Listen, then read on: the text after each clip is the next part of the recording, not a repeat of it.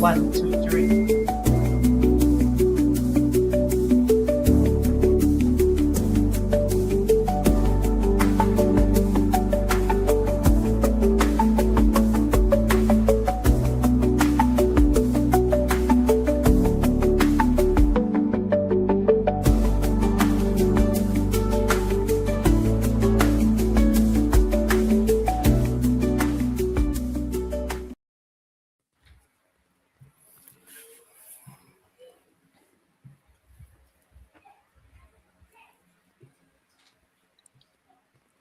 Hello, We, everyone. You're welcome to the John Ita Family Capital first ever anniversary. Welcome to the family of kings. This is a place where you meet the JFC kings and you will learn, you will relearn, and you will learn again and again before you unlearn from the conversations that are going to be happening. Without any wastage of time, I want to hand the mic to the key host for tonight, and this is not any other person but our brother, Dr. Stanley Hunger. Over to you, sir. Thank you so very much, and thank these kings, wonderful kings, for taking the time out to hang out with us, especially in celebration of this 1 year anniversary. I think this has been long overdue, but I'm quite excited because what we will be discussing tonight will have to do with capital, especially capital from the diaspora. So I am quite excited about the fact that we will be talking about a capital, and we have a whole host of people who will be sharing with us, folks who are basically in the entrepreneurial space, folks who are making things happen. They're not just talking about it, people who are actually changing minds, changing hearts, and bringing into their spaces and their circles some form of entrepreneurship. So I rather want to start by saying that within these few minutes, let me just basically have an opening statement, and then before I throw the floor open so that each and every one of us can participate deeply. What I'm thinking is this: that if you're going to look at diaspora and those who basically are out in the diaspora capital is not charity. I think that we have to basically understand that it is nothing else but pure strategy. Let me first of all start by stating some of the hard truths. Africa does not have a money problem. I've said this over and over again. It is not possible for us to talk about the difficulties we have on the African continent by stating that Africa has a money problem. Cameroon, for that matter, does not have a talent problem. There's so much of us within the Cameroon circle that is extremely quite talented, and I don't think that we do have a talent problem. And what we have is a problem of coordination. How do we coordinate capital? How do we coordinate money so that we can be able to solve some of the issues that we are facing?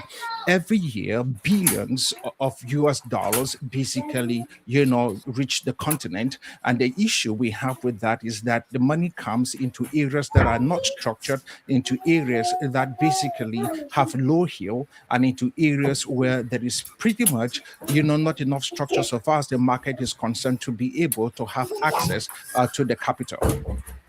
I think there's somebody with a if you can just probably mute your mic. If you have a kid around you, that probably would be good. All right. So that's the issues that we are facing. Now, for me, I'm thinking that we need to be able to make a difference, and to bring about real difference will comes when we understand how to be able to use the remittance, the money that basically comes to feed families, and then convert that into some kind of a diaspora capital that builds a nation. And that is extremely very important. And the reason for that is because if we are only thinking about remittance towards problem solving rather than remittance that can actually become some kind of a capital pool that builds the nation, then the overall growth of the entire nation will become stagnant. And if we can be able, if we confuse these two, by the way, what will happen eventually is that we will actually postpone Africa's progress. We will postpone Cameroon's progress. So today, I am not here actually to ask the diaspora to help Cameroon. All right, that's not my mandate. I'm here to ask, a more sharper, a more harder question. And the question I should be asking is this: what will happen if the diaspora capital stop having emotional, connotations to it and start behaving in more ways that is quite institutional? So how do we get into a place where we start talking about capital outside of the emotional framework? Somebody is sick, somebody has something to do, we need to do something, and then but begin to think about that capital in ways that is quite intentional, the remittance in ways that is quite intentional, and then converting that into capital. Now, here is the hidden cost of emotional capital. And this is something that we really must understand. Most diaspora investments into Cameroon follows emotions, not structure. All right. We do things because we are trying to do it for somebody else. We do this because we are trying to help an uncle out. We invest because my uncles know somebody. We invest because my village needs this. We invest because we have a trust for a particular person. And if you look at most of the track record as to what has happened within this type of an emotional investment, those things has really not worked. Trust is human, true. But economies are not built on trust alone. There has to be principles that absolutely follow the way in which capital is structured and the way in which capital should be able to flow. Every failed diaspora project, okay, when you look at countries like Cameroon, has some visible enemies. Number one would be the informality of it. So we basically will talk about the fact that in areas where there's no governance, no reporting, no exit plan, no protection, what happens eventually is that we live in a particular environment where the story tends to always repeat itself. Diaspora will lose money. All right. There's a break in trust. What happens after that is that capital basically retreats, and then the narrative as to why these things actually do happen just basically hardens. So you are talking to a group of people who basically says, I have done this over and over again. I'm trying to bring in capital. I trusted this particular person, and then in the end, this happens. That basically just hardens the narrative. And so what happens eventually is what was supposed to be an inflow of capital basically stops, and the idea of entrepreneurship, building small to medium-sized enterprises, trying to be able to help those who basically have great ideas, how valuable those ideas are, people just basically stays away. And this is the biggest tragedy of it all. The diaspora doesn't lack commitment, it lacks a vehicle. All right. The vehicle has to be a system that has this capacity to be able to convey capital into systems that actually do work. Capital does not flow based upon passion. Capital will flow because there is a system.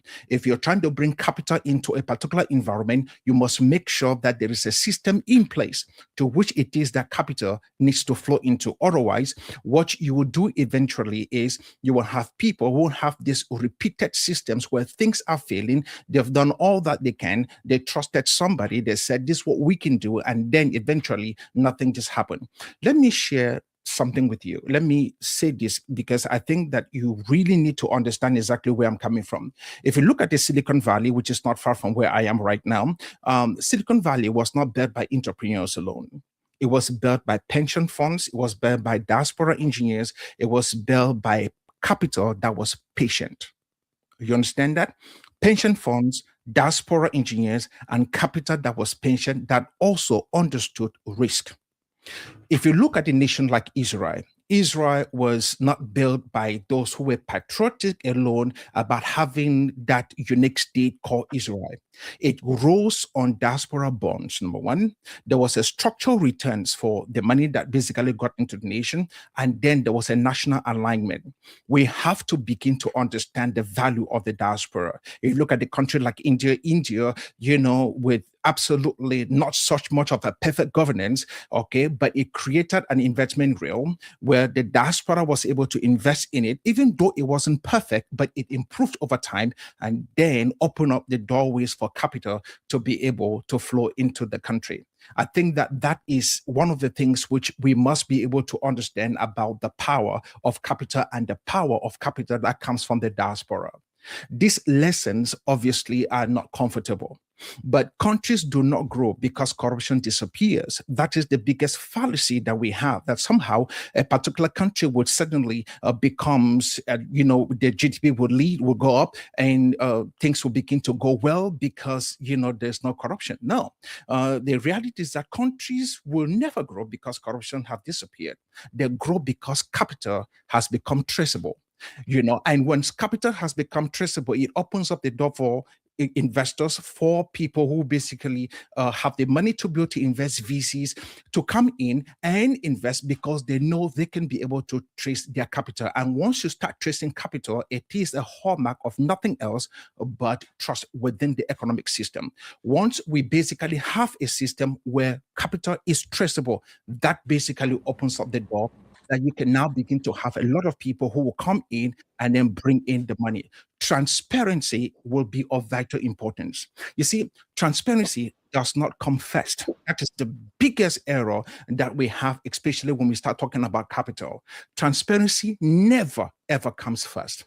You see, what happens with transparency is that capital, discipline, and force transparency to exist.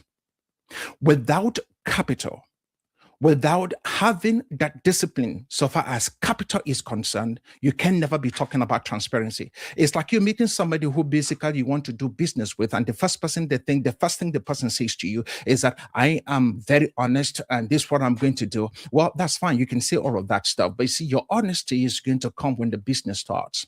Your honesty actually occurs when we begin to run the numbers. That's when we know how honest you are. It's not what you say that matters.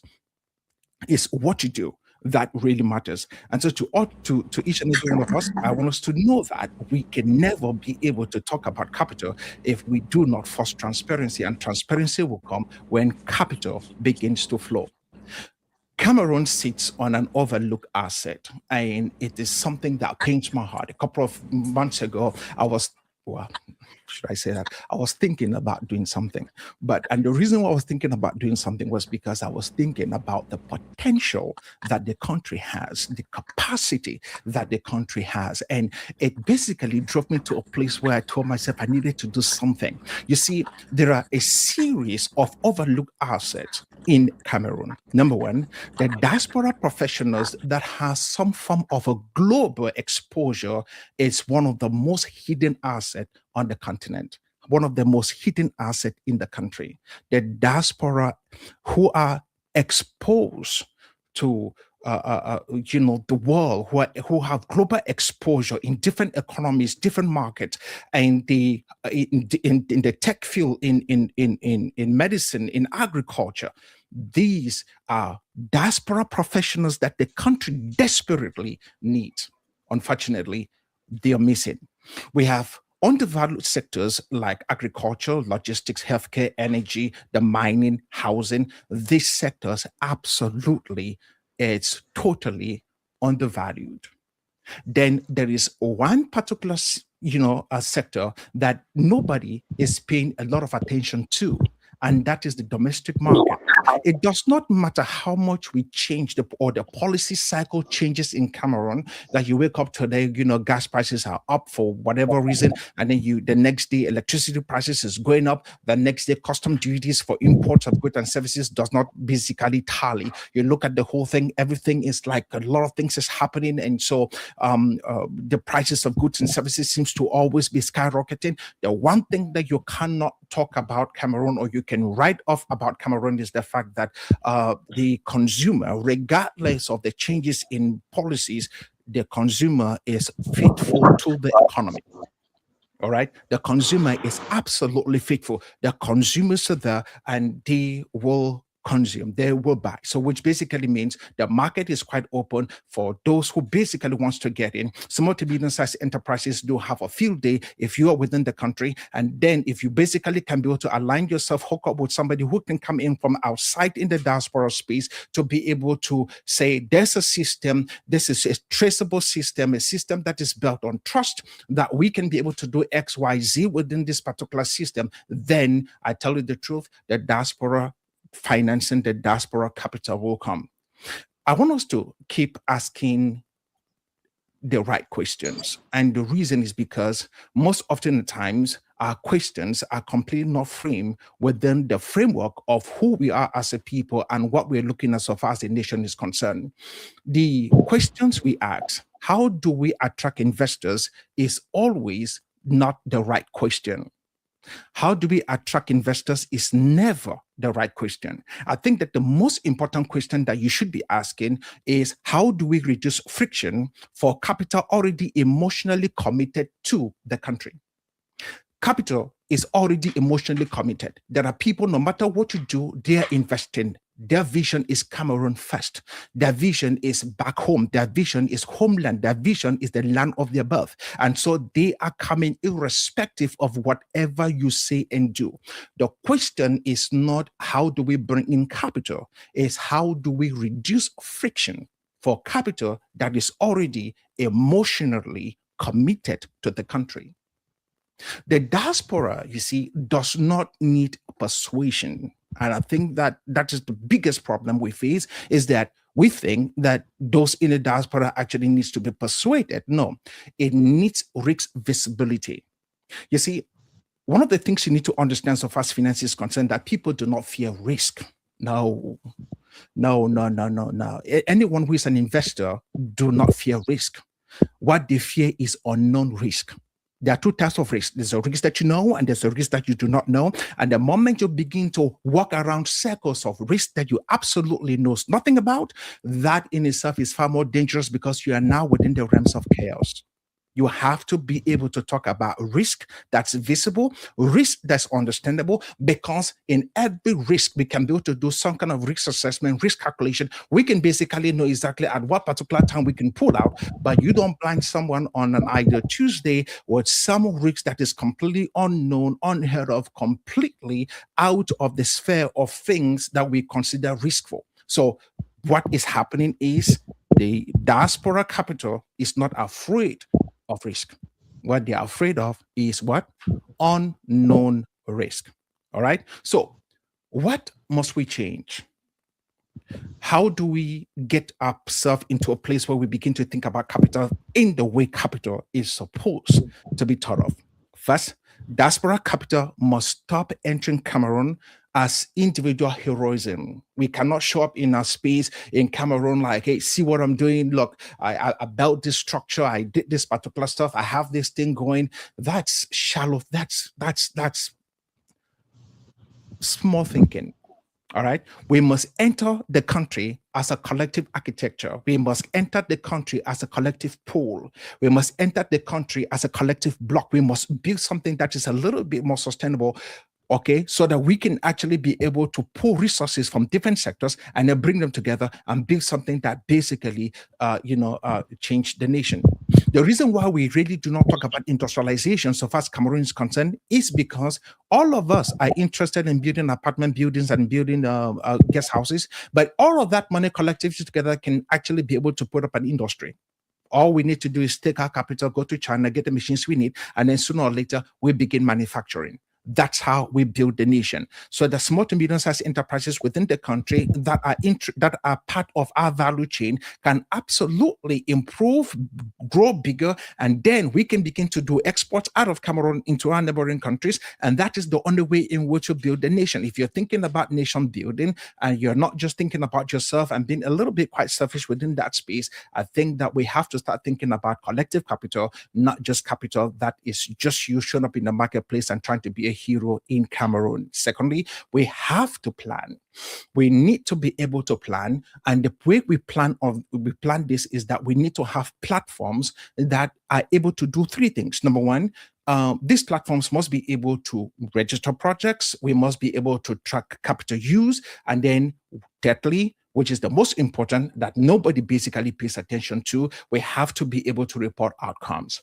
And the reason for that is because we need to know exactly, what is this thing, what is the return on investment? How does it look like? What is it that we're getting in return? What have we gotten in return so far? This went in. So we basically do those risk assessments, we do those profit calculations, and then we must be able to make sure that we don't just have promises, no slogans, and forget about, just empty records. Thirdly, I think that we must be able to do what? We must be able to normalize returns. Returns do matter.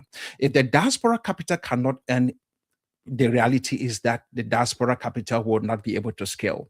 And if the diaspora capital cannot scale, then it will not be able to change the country, because it is only when it scales that it changes the country. So research and development will come when there are profits in a particular company. And once the profit shows up, then we cannot be able to open up into different markets and then invest in different sectors. For example, Dangote, what Dangote began with, which was basically sugar and all the rice and whatnot. But now we're talking about petroleum. Why? Because we have, or he has the capacity at this particular level to scale. If we can start like that, you begin with one thing and then you eventually have the capacity to scale. And the only reason for that is because we now be able to see our returns, we are earning money, and then things are happening. You see, profit is not going to be, or profit should never be, or profit can never be considered to be an enemy to patriotism. Rather, profit is how patriotism survived long enough for someone to talk about it, long enough for somebody to basically begin to share the story of how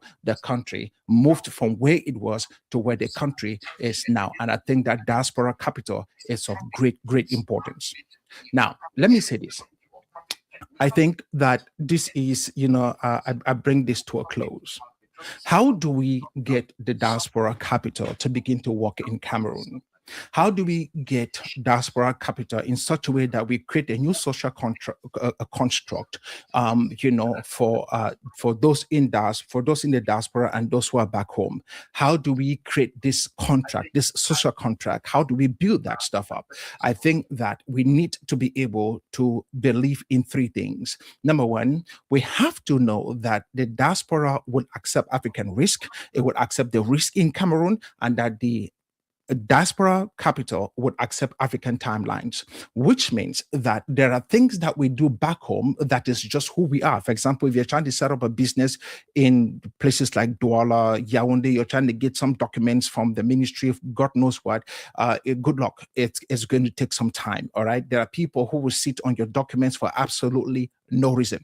They don't have any reason why they're doing that. It's as if to say, like a friend of mine would say, that village people just want to make them sit on your stuff, but they will. I mean, it's just guaranteed. So those are some of the problems we have with the African timeline.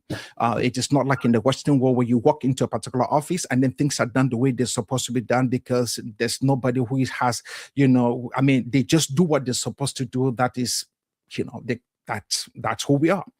But you see, Cameroon must also be able to do two things, or three things for that matter. We must be able to offer visibility. We have to be able to make sure that we talk about rules, which basically make sense. And then we must hold people accountable for the things that they do, especially if somebody just basically show up and carry money and whatever. There has to be consequences. So visibility, the rule of law, and then consequences for things that are going on and things that should not be happening. Those are the things that must take place. So as I conclude, let me say this to you. There are absolutely no blind trust. There are no informal intermediaries with absolute power. We don't at any one time need perfection. What we need is predictability. We need to have some form of predictability. We need to have a little bit of consciousness as to what can happen. That is within the framework of what it means for us to be able to at least look at the market, predict the market. I know if this is a place where I should be investing, or this is a place where I should not be investing. Capital can never be priced. Capital can never be priced. And I say this to you, capital can never actually have a price. And the reason for that is because the only price that you actually will have, so far as capital will be concerned, is actually risk. But one of the things that you can never do is it can never also price chaos. There has to be a way in which the risk in itself makes sense. But even then, with the risk, people are still willing to take the risk no matter what the issues are. But the one thing that you can never price on capital will be chaos. That's the worst possible thing that can happen. So there are a lot of money that is coming into the African space. There are a lot of money that is coming into Cameroon from the diaspora. A lot of remittance annually, close to maybe about 700 billion that is coming into Cameroon alone. That is enough money to basically compete with African, all right, if they were just lending to Cameroon alone. So we have the money, we have the capacity to do what we need to do. We have the money in the diaspora. Can we just structure a system that will allow those in the diaspora to be comfortable enough to invest?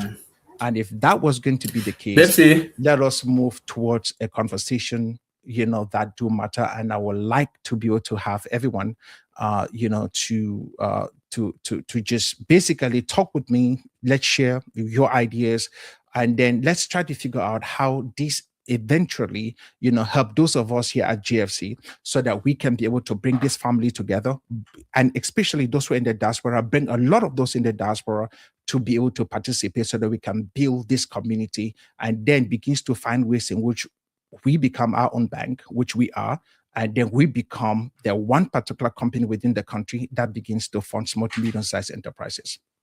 All right, so we're open.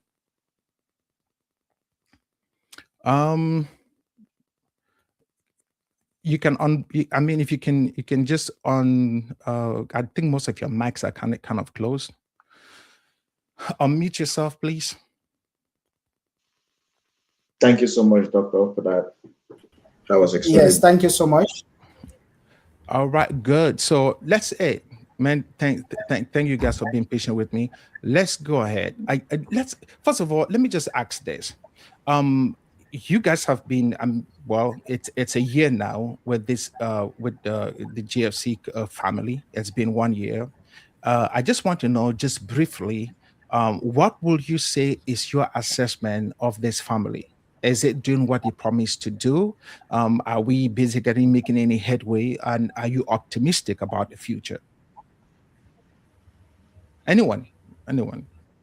Maybe Doc, since you probably might be in, I don't know whether you are in a situation where you probably might be helping anybody anytime. So maybe you start, because we are never too sure about about your own timelines. Thank you so much for that very brilliant presentation. I must say that. As for my experience with the GFC family so far, I would like to say that it's delivering completely what it promised.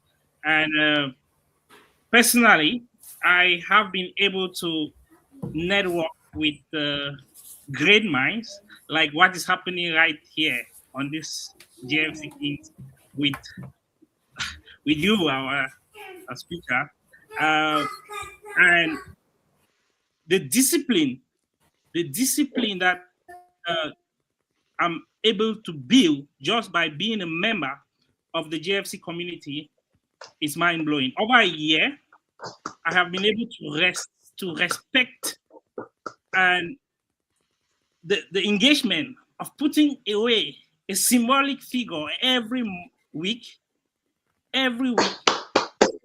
just so that we can be able to meet up with our target. And I feel like it's that discipline, because without discipline, a lot of things cannot be achieved. Without discipline, we must start somewhere. So initially, when I had when I saw the post about pooling capital, a group of 1,000 Cameroonians coming together to pool funds together, I immediately got attracted to it because I know that United scattered investment here and there, just like you said, building guest houses up and down will not lead to any great development. But if we can come together, pull the capital together, we can realize greater projects. Myself, as a community pharmacist, I studied in Italy. When I was coming back home, my goal was to come and be partners to create a drug manufacturing company. Come together with my other colleagues who we studied together because we're on scholarship. We're 17 of us. So when coming back home, that was our dream. But I will shock you. Just 2 of us are left back home. The rest abandoned everything and disappeared into their individual projects. And when I say just 2 of us are back home, it's not like being in the diaspora, just like you mentioned, it's an amazing contribution. It's an amazing thing that can ever happen to Cameroon. But now we got divided. People got discouraged because the bottlenecks were too much, and the amount of capital that we could not imagine how much it will take to get there. And there was nobody courageous enough to take that lead for us to come together and start working on the project. So the project has been on hold for more than 7 years. So I think JFC is creating history in Cameroon, basically. This idea, it will go down in the books. It will go down in the books. All right. There you go. Thank you so much, Doctor. That was chill. It was like goosey, like goosebumps, man. That was so chilling to the spine. Good job. That's good. That's good. Thank you so much for that. Very All powerful. right. So some folks might videos, I mean, okay, well, I keep seeing things, I'm sure with the network too. So well, we got the doctor. So please, anybody else? By the way, look, first of all, I think that this is the kind of stuff I like hearing. Someone who basically goes abroad, studies abroad, and then shows up back in the country because you have a vision and a desire to go to make things happen. And unfortunately, you know, it is what it is. You guys came back, but you're there, you're in the grind. So for me, I absolutely, I'm a diehard fan that once you basically show up in the marketplace, irrespective of the difficulties that does exist, if you can survive that marketplace, believe it or not, you will outdo anybody else who left and went anywhere else. So, you know, I mean, congrats to you, man, for real. You're the biggest inspiration to me now. You are. I applaud it. That's great. Doctor, you're wonderful. You're wonderful. You're wonderful. Well, ladies and gentlemen, let me seize this floor to introduce myself. And my name is Bertrand Fonsa, and I'm based in Oklahoma, United States. And I'm all about mental health and mental health awareness and advocacy for all humanity. And you definitely know for sure that part of good sustainable societies, communities, and proper planning and wealth creation is a goal for a case manager and a psychiatric rehab specialist like myself, because that's what I tell my clients every day. That's what we do every day, to try to provide solutions, how families can become sustainable enough to be able to carry themselves within generations and over time. So it's not just for immediate living, immediate gratification, but how can you guys thrive through challenges and build a very powerful family to end the circle and systems of poverty that you know, link us around our community. So I want to start by, first of all, thanking John Etah for this wonderful, brilliant initiative. And I'll use this opportunity to, first of all, give, you know, the best sales skills, one of the best sales skills is storytelling. So I'm going to tell a little bit of story about how I met this fellow whom I hold so much into high esteem, John Etah. So my kid bro introduced me to John Etah a couple of years back, and they were talking about the 1% Club. So lo and behold, I've gotten to the state, I was still trying to establish myself and all whatnot.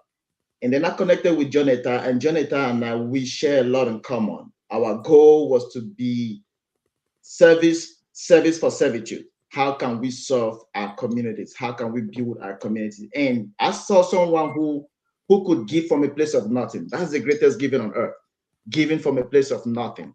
Because if you can give from a place of nothing, therefore you've sufficed the desires of the flesh, more that you live in a different realm. And that is where I come from. That is why I connected with him so passionately. And then when I started seeing the work going on, I was observing from behind. I never got involved in the first place, but I was observing from behind while focusing on myself and establish myself within the state. So to have my foundations in place. And so a couple of weeks ago, I saw the JFC initiative just kind of like, it was like a snapshot on Facebook. I said, what is this JFC stuff going on? I said, okay. I reached out to John. I said, John, I have seen something you've published about JFC, which is to help families and individuals build generational wealth. Instantly, which is somebody who's visionary, I saw something that was going to, he's already doing the work on the grounds. It is track proven record, and it's enough evidence for you to have a collateral anywhere you go, anywhere you stand, which is why I believe under the leadership of John Etah, we can break boundaries. We're not going to depend on the government no more. We're not going to depend on international organizations or whatever. We're going to build sustainable systems for ourselves with clear channeling. And that was the reason why I fell in love again with this guy. And I come back and said, John Etah, you're a brother to me for life. I will cooperate with you. I will use my voice. Together, we will build enhanced society that will solve a lot of problems, including the immigration problem. Because part of the reason why our people migrate a lot or move from place to place, apart from the attractive beauty of the West, is also because of poor structuring, poor financial or poor systems that can help us set our vision from just mere dreams into tangible actions and very realistic achievements. So immediately I told him I was going to be at the forefront of the 1,000 JFC capital. I said, John, this time around, you've met me at the right time, at the right place. I got what it takes. We'll build this break by break. So that's how I fell in love with JFC. That is how I'm seeing JFC as a tool, as a structure that is going to revolutionize systems, communities, provided if the younger people like myself can see the value that rests in building wealth over time, bit by bit. Because it's not getting rich overnight. It's not a scheme. And he and his team has built this system in a way that is so flexible and easy for any young committed, like Dr. Riley said, discipline is the institution for all success. Discipline will prevent you from landing yourself in a situation where you become frustrated or you issues that affect your mental health or lack of financial accessibility and security, which is what is plunging a lot of people, a lot of younger people into serious mental health issues. I'm speaking, don't forget, I always tell myself, I speak from my lenses as a mental health, an upcoming mental health expert. So this initiative is a brilliant one for this generation. I always say, quote me anywhere on earth, with a proper mental health, you can say through us town. With a proper channel and a structure like JFC that has visible evidences, you are rest assured that you will build right. It takes a community to prevail. When I ask him, what is your goal? Why can't I just buy like 10 shares?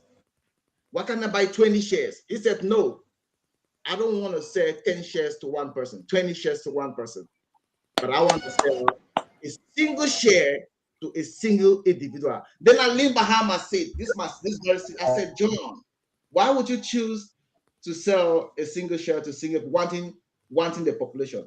He said, because it's a population of 1,000 young, vibrant Cameroonians. It's a gateway for a community that is already marketable. You can scale any business with 1,000 people. You can scale any business with 1,000, because if 1,000 people are committed to the vision, that is mean 1,000 people who are ready to move capital, that will have the right discipline, because it's not just about the money. Like Dr. Fongo was earlier saying, talking about the right channeling. And then I thought about it. It's not all about money. Anyone can have anyone can have money. What is important behind that money is the value, your values, your institution, your thought process, your mindset behind that money. Money can be destructive if you don't know how to deal with it, how to handle it, which is why it has landed a lot of people into problems anyways. Money can be destructive. But when you have the proper mindset, which I for one once choose, I say, hey, I want to go to the military because I want to go and learn about discipline. Discipline is the foundation to all success in the society. So I'm here today without taking much of our time. I will just keep it at this level, but I want to say the JFC family has come to stay because the leader is visionary. You can see his work, his dedication, his commitment. You can see what has happened. This is Dr. John, who says he came from Italy, and some of us that live in the diaspora. We have drawn a lot of inspiration from someone like this who has a great vision. And you to survive within that system that is plunged with a lot of turmoil, and you have established yourself, seeing that vision in someone who you came back home and met, and then you believe in his vision. You didn't like think about status quo. Oh, I'm coming from the diaspora. I'm too big to go and meet to someone who is just home based. No, mindset is very powerful. Mindset is the goal, is the ultimate, because when the mind, as a mental health practitioner or upcoming therapist, when the mind is not stable, when the mind is distorted, there is nothing that can be. But the mind is the greatest asset on earth. The mind is the greatest asset. It is difficult. It is easier for a man to get into heaven than to shift the mindset of a broken man who believes riches and wealth are unattainable. It is very difficult, which is why I applaud the work of John Etta and his team. And they have been working relentlessly in a country plunged with such political instability. But yet this guy is still making ranks. He's still making ranks and breaking grounds for younger people to grow. Applaud him. Congratulations. Thank you, guys. Yes, sir. Yes, sir. Yes, sir. That's good. That's good. Come on. I mean, just put your hands together for him. I know you kind of, hey, yeah, there you go. There you go. Yeah. So, hope you're doing well. Nice connecting with you also. And it's beautiful to know you're right here in Oklahoma. You're not too far from me. Thank you. By like 2 hours away by flight or something. But you're not that far. Yeah, you're not that far. Fulfilling connections. Yeah, no, for sure. We need to be able to make sure that we get a lot of people within the diaspora space, so that they can all be able to connect with what is it that we are doing. So I think that a lot of those in the diaspora, I think one of John Itta's dream actually is to be able to make sure that there are more people in the diaspora who are actually connected to this platform than there are people back home. And I think that's quite brilliant, because if you think about the inflow of capital, that makes a lot of sense. It makes tremendous sense. So we need to be able to see how we can be able to get this done. But then, of course, community means everything. Yes, sir. So who else have not said anything? Just go ahead. I'd say my brother names. I have problems with names, so hopefully you forgive me. I see my brother there with the white shirt. Go ahead, sir. Yes, can you hear me? We can hear you very well.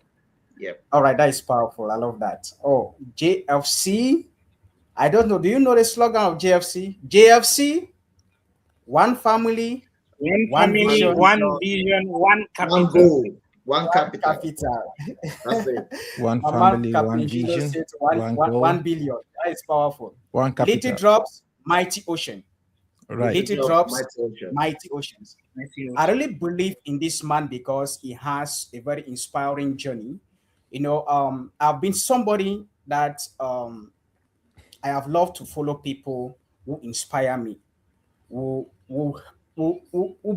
are like, a motivation to me. That's so right. When I came to encounter John Itta, that was just last year. I have not met him for long. Yes, but I've been working on something. I've met several people. I've worked in several places. I look at leaders. Who can I scale my dream? Who can I look up to? I have vision. I have something I want to build, but who can really bring me up? Who can really push me up so that I can go there and really be the person I want to be? And luckily, during one of the financial empowerment conference, I was invited by my neighbor to go there. And when I went there, I did not keep quiet. I have to do the needful. And I knew him in that environment, and I connected to the energy. When he shared the vision of GFC, I was marveled. That means my spirit was trembling. I was trembling within me, very hard. I said, this is the kind of person I need. This is the person I want to follow. This is the person I want to learn from. This is the person I have been looking for. And immediately I connected, I engage, I network, and that is it. From that point, my mindset about doing everything changed. About money, about success, about becoming a great person, about becoming a great leader, all of that changed in just that meeting. Just that meeting. And I said, no, I cannot leave this man go. I spoke like Joseph in the Bible. I mean, Jacob in the Bible. Jacob told God, I cannot leave you go unless you bless me. So I said, this is my own Jacob now I'm holding to. So I cannot leave you go. And that is how I connected with him. And I began to learn. From there, he realized that he has been a source of motivation, a source of inspiration. And when I connected to the vision, I said, no, this vision must grow. First, my name is John Godwin. I'm coming from Manfi. And when he shared, from our land or from our place, we have been hearing of Ntadekong Credit Union, a year of Mancong Credit Union, a year of many, many credit unions that are opened. But you come from our place, you don't hear of anything like Manfi Credit Union and things like that. And he told me that, Ojong, I want you to take this dream and go to your Manuland and make sure that everyone that is in Manu should be able to subscribe, because this is our own history we are creating for this land. And so I said, yes, I agree with you, because that is my research. I've done that research. I've discovered even the people I had this same kind of vision. I want to share with them. They are big people in the government. I shared with them this thing that we don't have any credit union apart from Manfred, from Manu. There is nothing. But what can we do?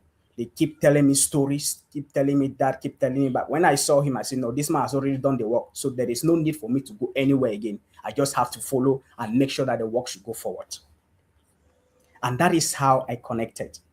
And from that day, things have changed. I have been meeting people, I've been talking to people, and make sure that as anyone that is coming in should have the vision, should understand the vision, should carry the vision, and should move with the vision. And that is how I engage. It was very powerful. I love this man because, I so much love him for everything he does. I love him. The way he addresses people. He's a man of service. He's a man of service. He has taught me how to become a servant, a good servant, to serve without looking back. And so I learned from him act of service. I'm a good steward now, looking up to, to serve many young Cameroonians, serve many young Africans. I have an organization, a young organization, a youthful organization that is coming up. I train people there. I just graduated some young people. That was last 2 weeks, and he was there. And he celebrated it and he pushed it forward. This is the kind of thing I want to see. He is raising vibrant leaders in Cameroon, young people. Imagine raising 1,000 soldiers. That is why it's called General. Only because of that. I don't know about the other one, that United Nations Peacekeeping Force. I don't know about that one. The one I know is in the JFC. That is my own General I know. That's one that You are wonderful. 1,000 soldiers. 1,000 soldiers. It's like, I don't know how he did it, but it's like, I don't know how the magic. You are wonderful, Mr. Ojong. 1,000 different mindsets, different thoughts, together to buy one vision, to work on that same vision, to promote that same vision, and to implement it and make sure it becomes a life transforming something within Cameroon. I think we are creating history with JFC. We are creating history with JFC. The whole Cameroon is going to learn about JFC. Even the banks in Cameroon are going to tremble because of JFC. Of course. Right? Yes, that is the impact. Because the young people are the ones that have risen. We are talking about raising people who are going to take, responsibilities to make, just as Dr. Stanley was talking about, how can we bring capital? How can we bring capital to Cameroon from the diaspora? Of course. The first thing we need is the mindset, to change the mindset of those people who are receiving the capital. Because if the mindset is not transformed, they are not able to manage it. And that is what General John Etta has been able to lay down, to make sure that he educates the 1,000 soldiers on financial intelligence to become financially literate, which is a very powerful tool in our lives today. In by 2030, there will be many young people that, it will be very easy. It will be very difficult for them to access capital. But through communities like this what John Etta has built, I think is something that is everyone that is within John Etta Family Capital is going to have, will not have any problem, will not have any issue. Yeah, because it's certain. The structure is there. In fact, the progress is there. The investment are there. The different dreams, visions are there. They are coming up, and things are going to line up from one to another successfully without any issues. Why? Because the foundation has been laid. The 1,000 soldiers have been raised. They have been trained. They have been empowered. They have been equipped with the knowledge, the skills, the tools, and everything for them to become effective, great, mighty, impactful, transforming, and change the lives of people within their communities.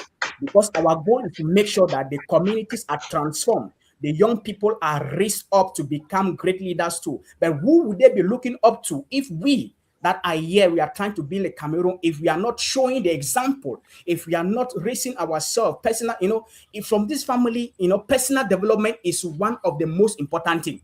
Mm-hmm. It's not even most at times something even about the capital. Personally, you develop yourself, you build up skills, you develop yourself to become that great leader. It gives you the platform, the opportunity to express yourself freely. And that is the highest thing we need within our nation. And things like that. And that's powerful, I think. Bro, you spill fire, bro. You spill fire, bro. You spill fire. Woo! Bro, you spill fire. All right. Fire. All right. All right. All right. All right. All right. Come on, put your hands together just like, hey. By the way,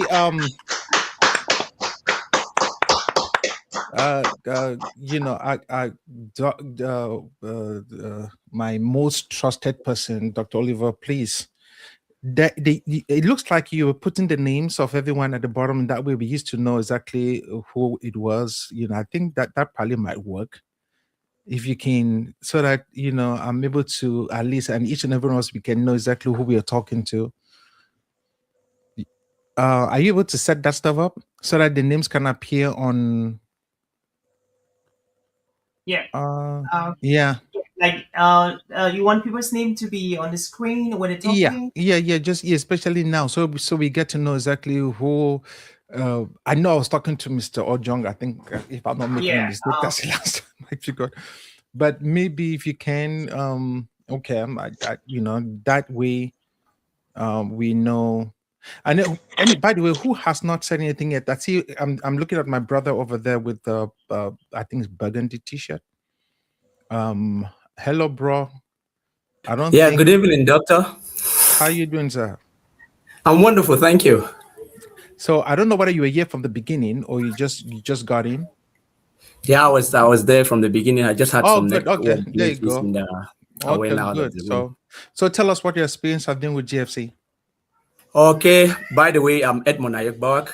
I'm a construction expert.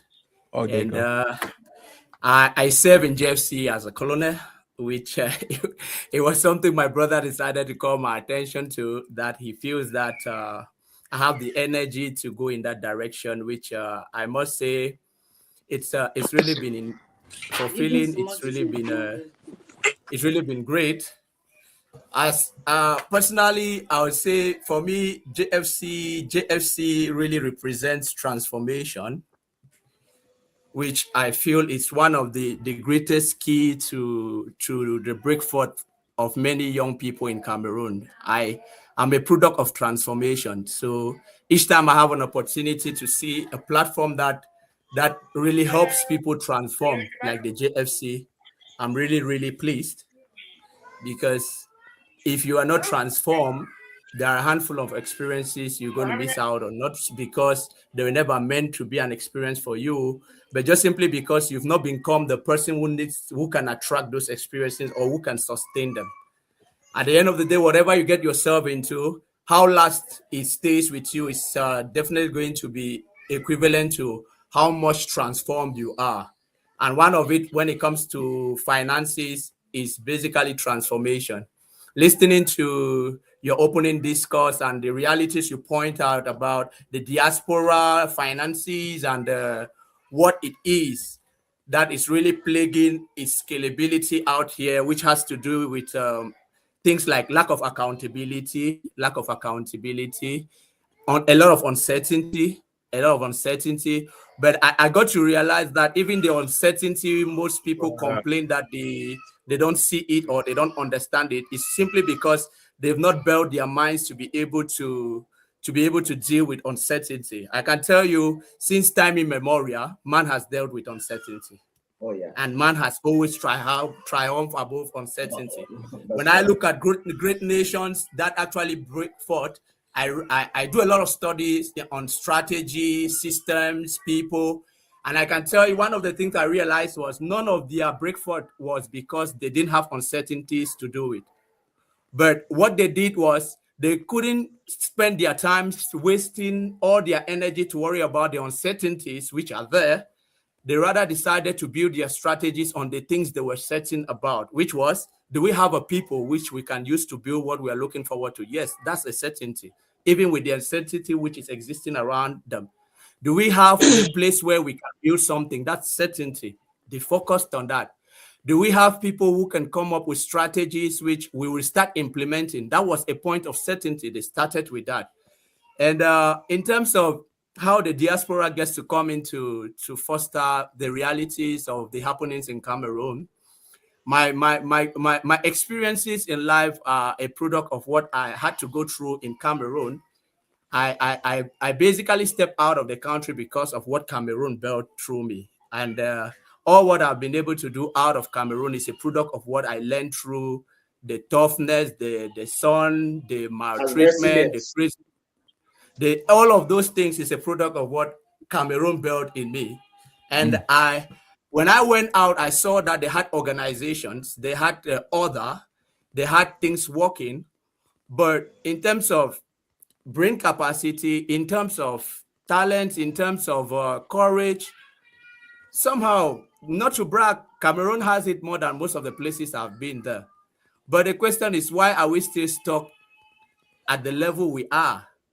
That is where you start answering the questions that need to be answered, and which I'm very pleased that JFC is doing its utmost best with everybody's contribution to answer those questions. And I strongly believe that one of the ways for us to curb the uncertainty fear which lies in the heart of most people in the diaspora that have seen communities come together before and still bail out on the people. Many groups came together before and still bail out on the people. And you pointed out one of the things which they said they were not able to get clear information as to the uncertainties they had to deal with. Now you're talking about things like money. This is we're bragging in JFC, having a structure, having a vision, and all with the aim of raising a capital. Now the next thing everybody is going to be asking us is, okay, fine, we are having this capital and we're going to be putting it into this, into that, into this. Now, are we sure it's going to actually make what is expected? Now that is why a lot of personal development and a lot of financial literacy comes in, because people must be clear from the very start. Capital invested does not necessarily mean there will be a return. It's part of what you have to deal with as somebody who is investing. Now, you can only understand that magnitude of that reality by virtue of how educated you are about the financial system, about market realities, about business realities. Because if you don't have those things working, you're going to have a lot of people saying that I joined JFC, I gave my money, and now they're telling me we didn't make a profit. Those guys are no different from the Ponzi schemes we've suffered from. Those guys are not, you get my point. I build houses for people. And I know exactly, there's something we used to say. When you tell somebody your house costs 100 million and tomorrow you are telling him, can you add us a 10,000? He's like, My man, you are the expert. You told me it was 100 million. How is it possible that you're telling me again I need to add 10,000? That's right. Now it seems as if you're trying to go against your own words. You're trying to say what you don't understand, which is one of the realities when it comes to dealing with people's money. That whole aspect of accountability is missing when the diaspora pumps in capital. I believe if people have clarity, and also clarity not just from an emotional standpoint, because if the clarity you have is just that because I gave 10,000 today, tomorrow we must see 20,000, trust me, I want to believe that you've not understood what you're doing. Because if truly you believe in investment, in line of progress, in line of development, you must also somewhere at the back of your mind, not really saying that it will always be so, but somewhere at the back of your mind, by virtue of experience and connaissance, you should be able to guide that. There's also a probability that just the way you are certain that it will succeed, you should also be certain that it will fail. But now, your certainty helps you to be able to know that if it fails, this is my next move. If it fails, this is how I'm going to face it. And looking at JFC giving a handful of young people that platform to be able to believe in the beauty of their dreams is one of the things they need to get used to, because they are going to fail. It's one thing, everybody, they are going to fail, and they're going to fail a lot. But there's one thing which is certain. You already know that failure might come. But now the good thing is that you need to learn from the failure so that it doesn't keep you stuck. Yeah. Yeah, JFC is telling you, come, we have wonderful things we want to do as soldiers, but your financial literacy, your comprehension of market realities, your comprehension of where you find yourself is going to be your cure to whatever you will face going forward. We are putting all of this capital together. We are putting all of these things together with ideas, with strategies. And I, for one, I'm completely sold out in putting everything I've learned about strategy, because I don't just like to do things. I always like to do things to win.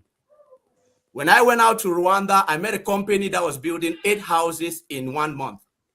But by virtue of resilience, things I've learned, we're able to build 20 houses in a period of 2 months, because strategy changed, because ideas changed, systems had to change.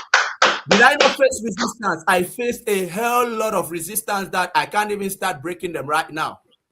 But when you look at, if you go to my page on Facebook, if you follow our company, Next Gen Developers, you look at that city we've been able to develop. When you go there any day, anytime, not because I want to brag, but it's a product of somebody who has understood what it means to fail, and what it means to fail and fail forward and build what actually stands. Fail forward. We are going to build 500 houses. We have a city standing, and many people we already have close to 100 houses standing, all because I came in and I believe that a strategy is not strategy just for strategy. Your strategy must one that wins. Don't just get people into strategy. It's good to talk about strategy. It's good to talk about systems. It's good to talk about we are disciplined. All those things are good. But I realize with humans, if they don't win, irrespective of how honest, like you rightly said, your sincerity does not mean that they're going to clap for you if they don't win. Your honesty does not mean that they're going to clap for you if they don't win. Your clarity does not mean that they're going to clap for you if they don't win. So at the end of the day, they want to come because apart from them believing in whatever you trigger in them, which is them believing in your vision, believing the clarity, seeing the honesty, seeing the community, they want to be sure that they will win.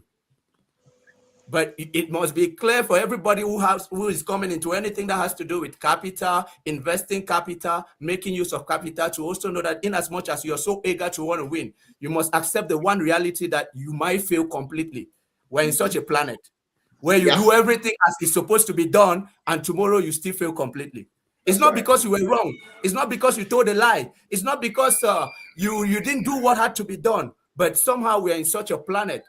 And I like the way the Bible helps you sometimes to console yourself. God reveals some and keeps some for himself.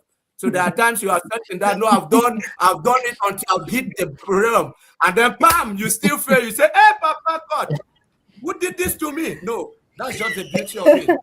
Why my own like this? Why my own like this? Oh, why me? Why did this thing not happen?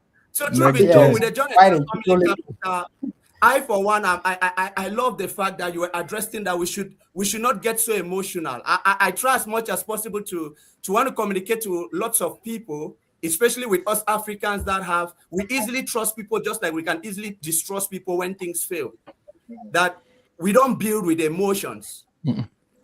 Systems, so businesses don't work on emotions. Money does not work on people's emotions. The diaspora does not send in capital by virtue of emotions. If somebody is sending it because you've told him that I want to do this and he's looking at, okay, show me your plan. How does your plan work out so that it continues working? Because at the end of the day, if you are trying to make capital work for people, it is because you want a situation where that burden shifts from you. Because the whole concept of each one, teach one is all that, okay, now I have become a source. I can be able to make you to become a source so that you can also transform the next person to become a source, so that the next person can transform the next person to become a source. If we have 5 different sources which are solid, we reduce the burden, we reduce the fear, we reduce all what must come in. So one of the things which I really applaud, I for one, I had to study John Etta for like 3 years. He's not my brother. Yeah, he's a man like myself, and I know how my people are. I worked in Manfred the whole of 2012, 2013. I don't get into anything because you are my brother, you are my sister. Oh, you're excited. On a serious note, I have one statement that I say I'm okay alone against the world, irrespective of who is standing on the other side, except we all understand where we are going to. I hear you. Blood isn't a validation to failure. When we fail, that you are blood, you are my blood, it will not work. You'll be insulting me. Right. When we go south, all emotional. that no, we came from Manfred, I came from Manfred, it will not work. You'll be insulting me that I tricked you. When it fails, all that I'm a Cameroonian, you are a Cameroonian, will not work. What works is solution. A solution knows no race. A solution knows no country. A solution knows no individual. A solution only knows one thing: transformation. It answers the same in every nation. If your solution can work in America, irrespective of who you meet and what you all get to do, it will answer the same way like it will answer in Cameroon. It will answer the same way like it answers in America. The transformation I experienced in Cameroon, in the shanty towns and the dirty gutters of Manfred, through the scattered gutters of Koron, Ekunu, Yaoundé, is the same transformation that answered for 20 houses in 1 month in the city of Kigali, Rwanda. It didn't look at my face that I was working with Rwandese. I was working with guys from Kenya. I was working with guys from Uganda. I was working with guys from Burundi. I was working with guys from DRC Congo. It didn't look at all of those things. What was paying off was what I had inside my head, what has been transformed in my mindset to be able to deliver what is expected. And when I look at JFC, that's one of the things which each time when they make the statement, personal development is the objective and world creation is the goal. To me, as one who is so obsessed about personal development and transformation, I can't help but just imagine 1,000 people transforming another group of 1,000 people, transforming another group of 1,000 people is going to be something else. Huge. More than just people talking about and made world. More than just people, we can go to communities where people will not watch a street get so dirty and they do nothing about it because they say, no, that one is for the government. People will not watch one get so hungry and they're all over social media trying to do goodwill offerings while somebody just close to them is suffering and dying. That's because we are not transformed. We are looking for who clap for us on social media, who like and posting and share the life of what we are doing. But one of the things which I, for one, hold so dearly, which I believe JFC have made me to believe, is that it offers every one of us the opportunity to make somebody who has never believed that they can dream again, to dream again, and not dream in falsehood, not dream in the wrong order, but dream truly in dream that transforms you and make you a plus to wherever you go, wherever you find yourself in planet Earth. And if you're a Christian, we all know that they say you start in your Samaria, you move out to your Judea and on to the outermost part of the earth. Wherever your feet treads, you will conquer. It didn't say that, no, if your feet tread in Manfred, wherever. And all of that can happen if only you're transformed as an individual. It doesn't care who you are, where you come from, who referred to you, who called your name and didn't call your name, if you are transformed and has the solution to people's issues, then you go forward. That's something I know JFC is offering. A handful of young Cameroonians who every day are asking silently, can we really succeed in this Cameroon? Some of us did. We've seen the hell of Cameroon. We still made it out.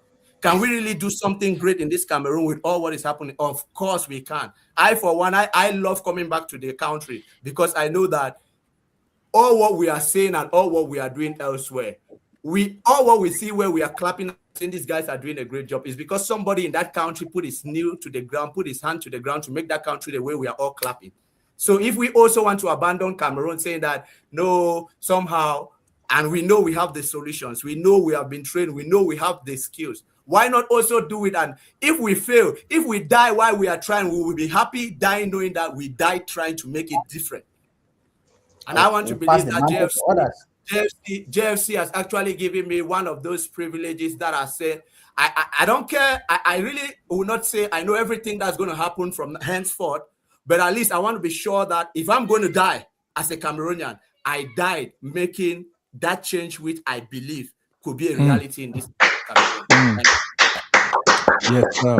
Yes, sir. Yes, sir. That's that is exactly what we're talking about. That is what we're talking about. And I think that there's nobody who could have articulated that so brilliantly, like you have basically done. And I think that it's very good that you presented JFC in ways that most of us could not have, and to be that blunt and also to be able to present the vision with such level of clarity. I'm so excited about it. I'm really, really excited. And good meeting you. I never knew you were responsible for the next gen. Of course, I've seen a couple of your buildings, and it's been an inspiration to a whole lot of other people. Believe me, it's good. It's quite good. It's quite good. Thank you so much. The first time I met you I was a translator to your preaching in Champions Faith Assembly. Are you talking about me or somebody else? I'm talking about you, Dr. Stanley. You're friends to my spiritual father, Bishop Gerard Ebile. The first time I met you was I was translating your preaching in Champions Faith Assembly. Our paths have crossed so many times in the years. So very, village. Very small place. So when Jonathan actually told me that you're one of those big brothers out there who is actually supporting us, I actually said, at least I know somebody that I know speaks about change in the way I love to hear. So me dying for this thing or going all out is just simply because I've seen somebody that I know. I know you will not also want to talk about change that we don't know. Let me chime in a little. There's something you've said about John Etta, guys. I forgot about this. I must say it to the world. John Etta, his humility is so succinct.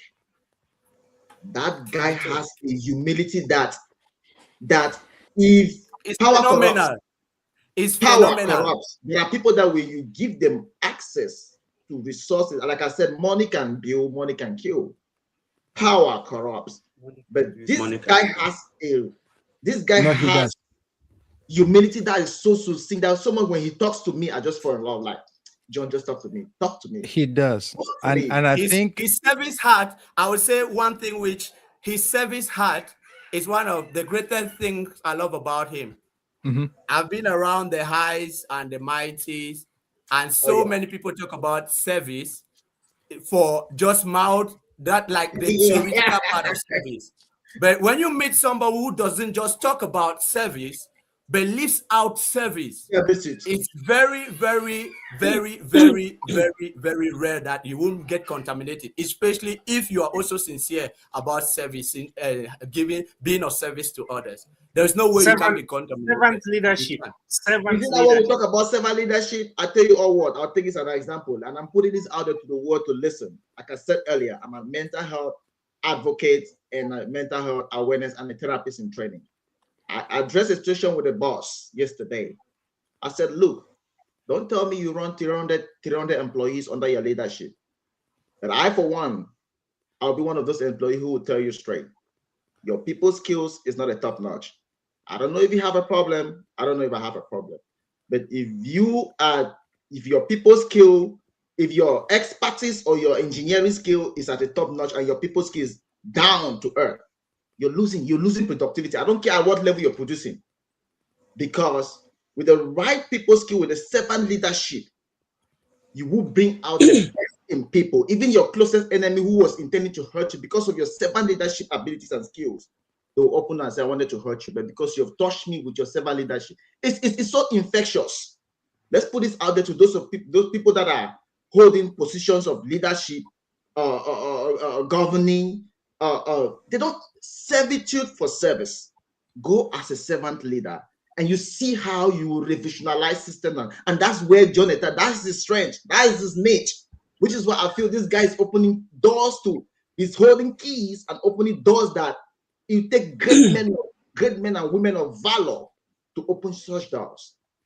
Yeah, I applaud him on that. No, that's good. That's very, very good. And I think that if I'm looking at some of the comments, and everyone who is online who is also commenting concerning him is also talking about his humility, and so it's I think it's something that it should be really, really admired, and obviously it cut across to everyone who is here. I remember I was with him a couple of months ago, last year actually.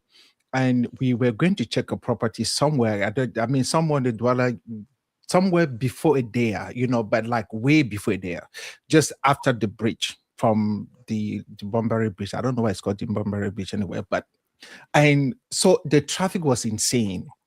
All right. So I've never been on a motorbike in my life for nobody. I don't care what you say. It's not happening. I'm not climbing on that stuff. But then we got stuck at the petrol station just after the bridge, after the stadium in Chapoma. And the guy was like, we're getting the bike. I was like, a bike? A bike to where?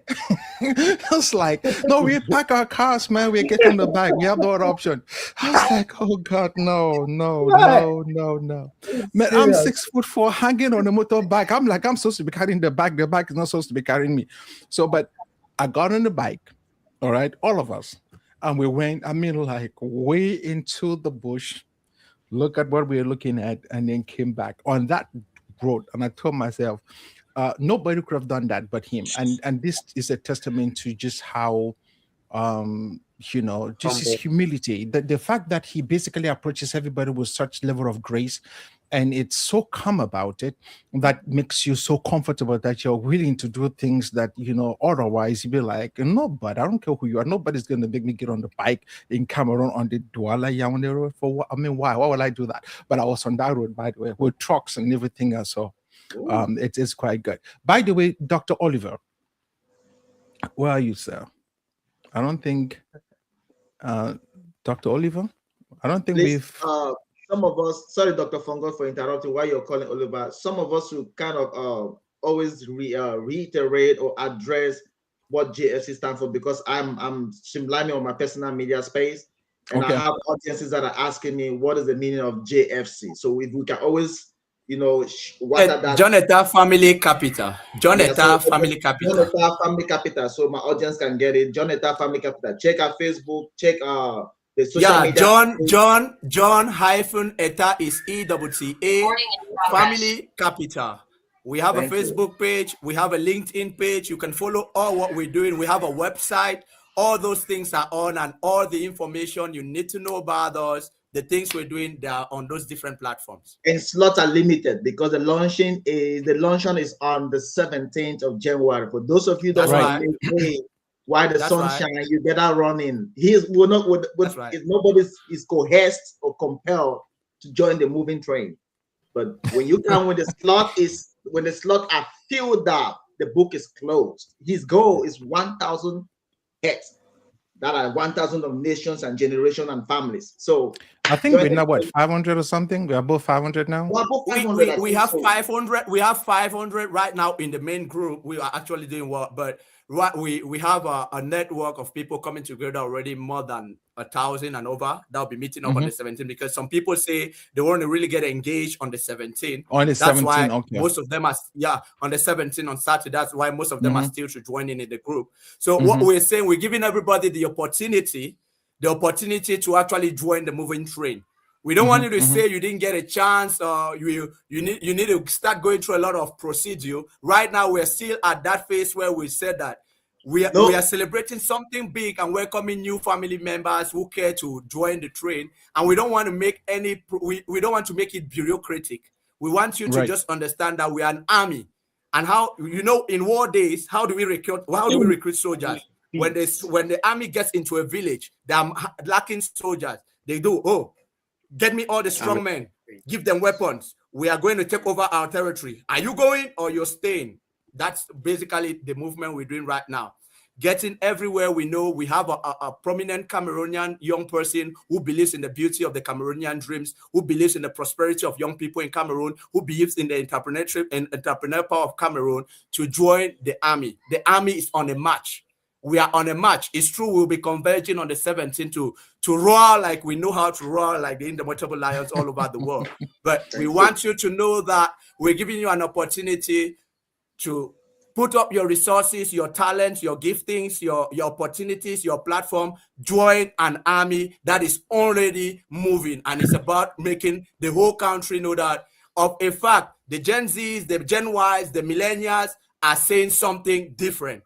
We don't want to blame anybody. We want to make that statement that it is over. The time for complaining, it's over. We are setting a new stage, and you are given the opportunity to be part of it and leave whatever complaint has been there. That's what JFC Army is all about. And that's why we are hitting Douala hot and strong on the 17th. So wherever you are, young Cameroonian, talented Cameroonian, wonderful human being, wherever you are on planet Earth right now, we are telling you on the 17th, get your shoes tidy up, get your pockets jam-packed with a handful of dollars and bills, and even bring them out there. So we get this thing working. Any academic portfolios to be a part of JSC Family Capital? It doesn't need any academic portfolios. No. One thing with English. we need no academic portfolio. Your mindset, your document has nothing to do with us. We don't need your documents. We don't need those things. Just come the way you are. When we are talking about changing nations, they didn't change nations with certificates. No certification, no credentialing. Just come with your just come nations the way. Just come come the way. Nations will change in mindset, strategy. So it looks like Oliver is around. It looks like Oliver is here now, because now suddenly described that there's a change. I was stuck on the screen for a couple of minutes. Dr. Oliver, are you here?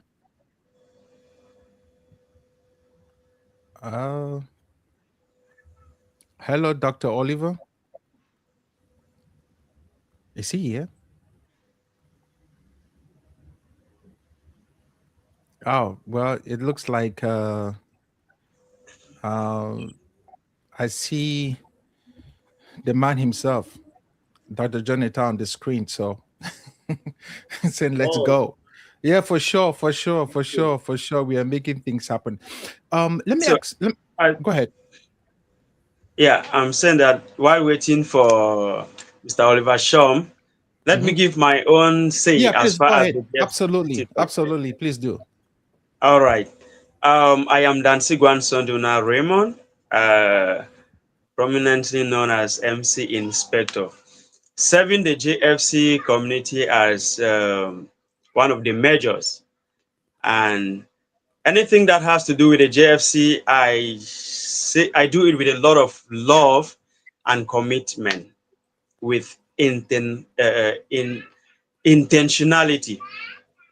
And I want to say the JFC is here to solve a lot of problems within the Cameroonians.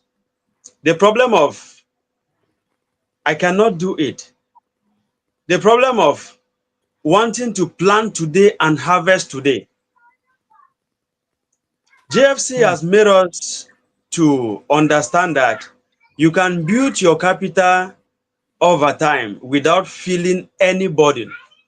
I'm surprised that at the end of this first year, I realized 52,000 francs somewhere. It's like money that I've forgotten in my pocket, and on a day that I feel that I don't have any money, then I find that money. It becomes so magical and very helpful. That is what John Etta Family Capital is here to teach young dynamic Cameroonians that when you're building alone, you can build nonsense. And most people think that if you're supporting someone, you are demeaning yourself. But this mindset have suddenly changed for those of us in the system that are going through the John Etta Family Capital, and it is also going through us. Because there is one thing to belong. You may be there, but you are not there at the same time. So something that really makes the family, the John Etta Family Capital, so unique, so exceptional is its structure. I want to give a shout out to Mr. Oliver Shom that is here with us. He helped me structure my speaking career. After when I messed up for a very long time, sometimes I am ashamed to tell the world that I've been speaking for 14 years. He made me to find my niche. And today when I say I'm a transformational speaker, I say it with a lot of pride because people have testified the transformation. Even for me to create a community where I'm training 100 plus aspiring speakers today, call it the Fingerprint Institute. It is the power of belonging to a community and extending your antennas to get connected to great minds, not any kind of people that will help you support what you're doing, restructure it. The John Etta Family Capital, most often, because I'm always the coordinator when it comes to meetings on virtual platforms within the community. I always tell the people that we have two communities in Cameroon, two families in Cameroon. And the first one is the John Etta Family Capital, and the second one is the rest of the other families. I say this with all sincerity, humility, and all what you can think about. It is another level of connections. For me to be here on this live stream with great minds like Dr. Stanley Fongot, I'm so glad because just the name alone speaks volume. When you hear of Gwanson Juna, you hear of Fongot, it means something. And you would get the comment coming because the people, I have seen a lot of people coming from Balinyonga, they are here watching live and they understand what I'm talking about. So there is also this issue of most, like I was talking about planting today and harvesting today. A lot of people are so excited when they hear us talking about the John Etta Family Capital. Some of them have registered and they are members of that family, but they don't really belong because of excitement, because they were thinking that after registration, they are going to flush in some money in their account. I don't understand. So we really need to change that mindset. Everything like the previous speakers have said, we need to change our mindset before we now embrace the change that we want to see. It all begins with ourselves. The other day I was coming back from work and I met a lady around Dokoti here in Douala. She was eating, I think she was consuming oranges, and few minutes later she threw the peelings in the gutter. And I just told her, after this action, you will tell us that Douala is a very dirty city. Look at what you have just done. And she smiled. She was very ashamed and she left.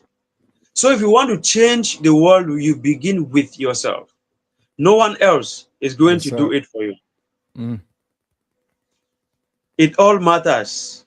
Your little contribution matters a lot. A lot of people want to build great things by themselves. I see a lot of people struggling out there. They want to do things by themselves. Simply because they think that if they join the JFC or join other communities My that are already doing those those things they want to do, it will be like it's going to minus something from them. But I don't see it that way. I have also learned in this community that you teach people how to treat you. In most cases, we realize being toasted around because we are in the wrong place. If you're in the wrong place, you're going to be toasted here and there. People are going to overlook you. People are going to toast you left, right, front, and back, just like the leaf of a plant. But when you belong to the right community, even the things that you have been that has been so difficult for you to do them, you realize that you're doing it without any problem, simply because you are in the right place. And the people there are not the kind of people who are just waiting to see the errors you're doing, but they are there to tell you, hey, Raymond, you did this thing right, but you went wrong here. This is what you are supposed to do. It's different from in other places where people will say, oh, Raymond, you are the worst speaker on earth. Look at the way you messed up. We will never call you again. But then, saying this, I am a product of criticism. A lot of people criticized me. I even emceed some events where I was booked. But at the end of the day, they told me, that guy asked me a question. I wouldn't like to disclose his identity here. But even if I have to say something about him today, it's just to thank him because he shaped my journey by making me to start asking questions. What can I do to keep this going? I emceed his wedding. A wedding is something once in a lifetime. And you imagine this gentleman, when I met him a few days later, asking him, since the other day, you haven't even called me, you haven't sent anything, what's happening? The guy boldly asked me, hey, so did he pay MC? When he asked me that question, I was silent for a while, and that is one of the things that made me believe that I have found a niche, because I did not in one way think that I would stop this thing I'm doing. But I was looking for a strategy where I can avoid such a comment. And today I am glad that I've found great people who have shaped me, from Mr. Randy Kings, who is in Bamenda doing so great in public speaking. He mentored me, and through him, I met Mr. Oliver Shom that is here. And through networking, after my training, we did ballot, and some names of great Cameroonians came up. And if you picked the ballot, you check the names. If it is this person, if it is Mr. Stanley Fongot, you're going to pay a visit to his office. If it is Mr. Oliver Shom, you're going to pay a visit to his office. So on this day, I picked Mr. John Etta. That was in 2023. And one funny thing happened. When I visited him in his office, we discussed, and he asked me a powerful question. Who do you admire as a public speaker that is doing great and you want to be like that person? Sincerely, I was perturbed. It took me a few seconds. I could not answer that question. I checked around me, around the Balinyonga community, checked around Cameroon, the national territory. I could not answer that question. I don't even know what I told him. But I did not think that I would leave the public speaking stuff. That is another question that challenged me and still kept me going. But he proposed to me, he showed me a lot of work he has been doing, the 1% Club, the Jangiku, this, that. But one funny thing, I did not join him at that time. This is where consistency matters. Dear Cameroonians, everyone watching us now across the world, consistency is a currency. If he was not consistent, I would not have been here. Because even though I did not pay attention at that moment, 2 years later, I had to join. Not only joining, but being a very active member. I am proud of myself. I thought you would be clapping for me. Yeah. We're proud of you when too. I joined as a member, and one thing I've seen that is so unique in Mr. John here is that he knows how to identify vision in someone, not only in himself, but in someone else. Because when I came in, he just few months later, he appointed me as a captain, leading over 50 soldiers. And few months later, he appointed me a major. I was surprised, and he told me, Raymond, I've seen what you're doing. Each time we have a workshop, before I come in, you are already there, keeping the hall live and all of that. But to me, I was doing that, should I say, subconsciously? So I would end here by saying that personal development matters, and there is no financial growth without personal development. Let me say it all over. There is no financial growth without personal growth. So let me catch my breath here. Thank you Maybe I'll be so coming up right time. I know. Thank you so very, very much. Come on, put your hands together for him. Thank you. We appreciate you, man. We That was appreciate brilliant. you. That was Thank you. brilliant, man. That was Thank you. brilliant.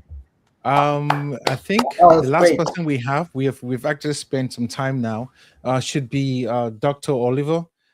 Please, bro, we're looking for you, but I did not even know that my brother too had not spoken. I think you should be the last person for tonight. Yeah. All right. Thank you so much, Dr. Fungo Stanley, for that. I sincerely appreciate great conversations by great kings.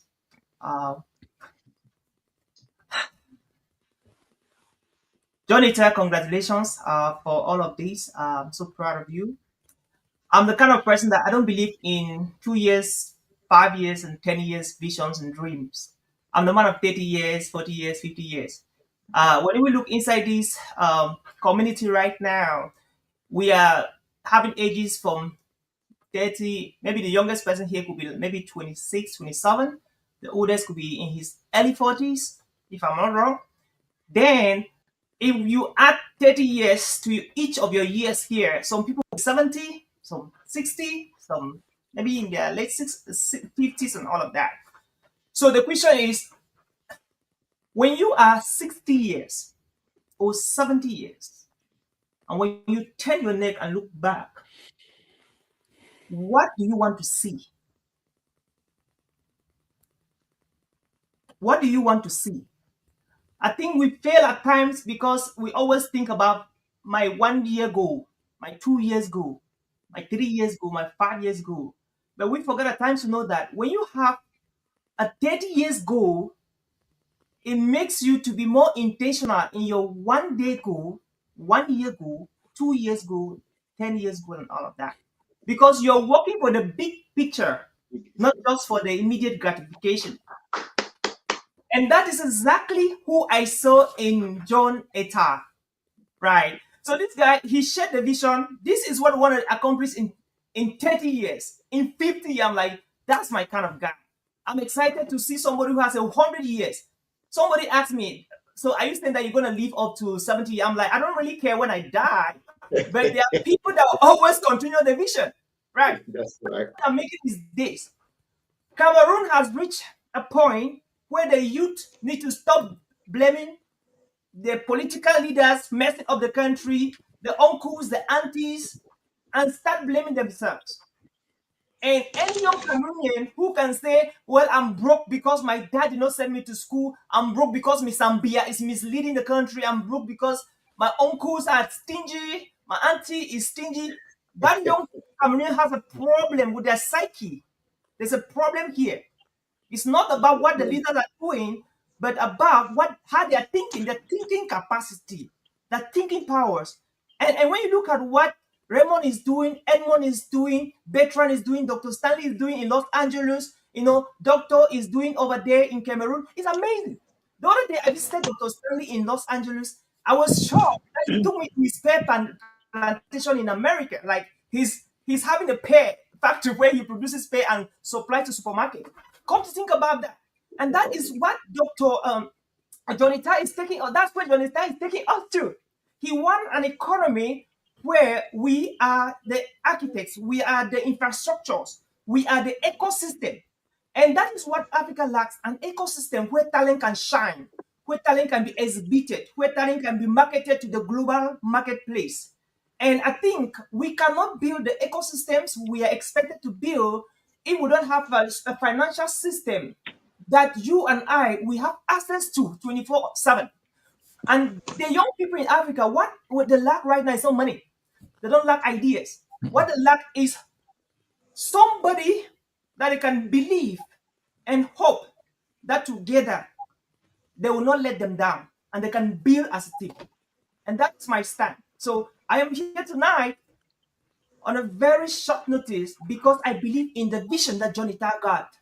And I believe each and every one of us here, starting from Bertrand to Dr. Stanley, to Gemma, Dr. Gemma, to Ojong Godwin, to Edmond, to Dancy, to every other person who left here, we are all here because, not just because of Jonita's vision, but because of the children of the next generation, the African children that are depending on this vision Jonita has given us to rise, to shine in different countries. And that's why we're here as a family, the GFC family, to make sure that this work. And we're not going to give excuses, right? Let me talk like Donald Trump. We will not give excuses. We will keep on winning and winning and winning, and we'll make great. We'll make Cameroon great. And we'll make America great again. Congratulations to everybody. Thank you, Jonita. You are a true leader, and we are so grateful. And thank you so much, guys, for having me here. We don't have excuses. We got to win, and we must win. Because we are winning. We are let's put it this right way. We are winning. We are winning. We are winning it straight forward, live and clear. Yeah. We have a dream. Forward ever, backward never. Yeah, for sure. Forward ever, backwards never. Of course, sure. Like the saying goes, if you want to go far, go as a team. But if you want to go fast, go alone. So we are going far as a team. All right, guys. Hey, look, listen. It was quite good, very, very good having each and every one of you. I think that this to me it's just remarkable. I thank Jonita for so much entrusting this in my hands so that I could be able to share this moment with the great minds, kings, people who basically do have this unique capacity to be able to help us become everything that we are supposed to be. Maybe let me leave you with this thought. The ancient text, the Christian Bible, speaks of a fact that there's a line in the scriptures that says, You are the salt of the earth. Yes. It says that you are the salt of the earth. One of the most unique, amazing thing is in all of human civilization, after the invention of fire, salt became so paramount in terms of human development. And the reason for that is because when you look at salt, outside of just salt itself, salt became so unique, so powerful, that salt became an emblem of human civilization. If you look at some of the most ambitious project that was ever carried out in America, you will be looking at a place called the Erie Canal that basically connected a canal from the Buffalo regions all the way to Manhattan in New York. And the only reason for that was because that canal was used to transport salt from the Buffalo area in New York to Manhattan. So Manhattan developed not because of anything else, but because of salt, because Manhattan became an exchange point for salt. At one point in history, salt and gold was comparable. 1 gram of salt was equivalent to 1 gram of gold. That's how valuable salt was. The very first time we looked at any form of road pavement, which was done in Rome, it was as a result of salt. It was just to transport salt on carriages. If you look at a city like Timbuktu in West Africa, Timbuktu developed as a result of salt. It became an exchange point for salt that came in from within the Sahara with the caravans that came in deep within the Sahara, exchanging it for golds, diamond, ivory, and slave that came in from the Niger River through Nigeria, and the exchange point was Timbuktu. That's how powerful salt has been. The scripture says, you are the salt of the earth. What I think most importantly, especially in times like this, is our unique ability to be able to stand and be the voice that every generation needs, that you become a voice in your generation, you become a voice in your time. And one of the things I have noticed is that every generation will demand for somebody to stand up, for somebody to put their best foot forward, step in front of the line, and become the light that their generation needs. I don't know about you, but I do believe that each and every one of us, we have that unique skill, that unique ability, that strength, that capacity to put our best foot forward.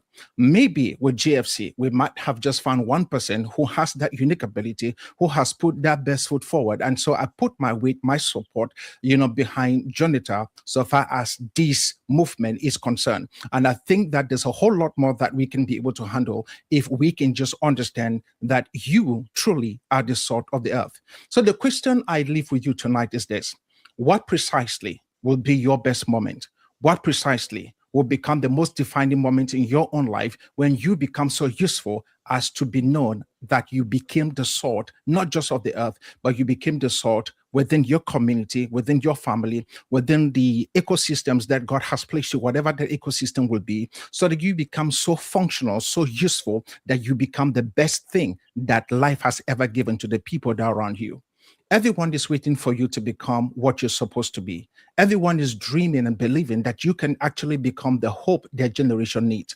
And besides everything else, I believe that with you doing all that you're supposed to do, dreaming, believing, and having this desire to become the best version of yourself, you can truly become the light that your society needs. We are building Cameroon not just for ourselves, we are building Cameroon for a generation to come.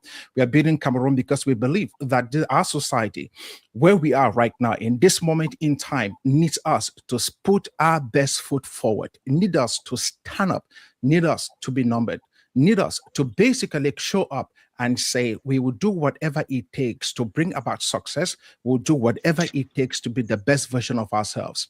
Every route in America was a salt trail. It was a salt trail because animals will go to a salt pit where they will lick salt. And so humans began going on these trails because they were hunting, just to discover why they were hunting these animals in these particular areas. That's how salt basically, got discovered. Trails became roads. And I came to tell you, if you just understand how valuable you are, you will soon discover that once you become a salt, you become a channel of great inspiration, great ideas, great minds. So for me today, I think that with JFC, this just becomes a big salt pot. Each and every one of us, with us being the best version of ourselves, I tell you, I can't wait to see exactly what 19 holds and what the future will hold so far as GFC is concerned. Thank you, guys. Thank you. Thank you, Kings, for being with me tonight. I'm truly, truly honored to have had this moment with you. And so far as I'm concerned, God bless you guys, man. Let's keep it up. Be the best version of yourself. Let's go. I'm looking forward to connect with each and everyone personally and individually.